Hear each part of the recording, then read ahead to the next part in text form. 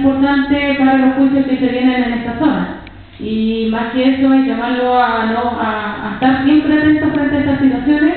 a que no nos mantengamos en silencio, porque lo más probable es que esta situación se vuelva a repetir si es que nosotros no somos capaces de detenerlo. Así que el llamado está a que nos podamos seguir movilizando. Estas son iniciativas muy buenas las que se están haciendo, que tienen que ver con los foros y también llevar no solamente conversar, sino también estas conversaciones que se lleven a la práctica, y la gente que todavía tiene dudas con respecto a este tema y con respecto bueno, también comentarle que la huelga comenzó el 15 de marzo, hoy día se cumplen 77 días,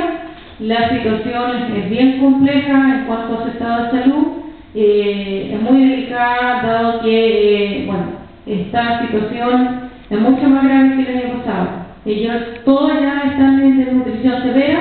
y una baja de peso bastante considerable, que bueno, el último informe que yo pude recibir, que es de las personas que aún continúan en la cárcel de Angol. En el caso de Jonathan Huillicay ya lleva un promedio de 21 kilos de baja, y en el caso de Héctor Yaitur 24 kilos. Así que es una situación delicada, complicada, pero bueno, yo creo que Mineray es la que le tiene que hablar de este tema. Yo soy la vocera, por lo tanto tengo que mantenerme más fuerte. El tema familiar lo ve ella, porque igual, si bien es cierto, yo tengo un hermano dentro también de esta huelga, pero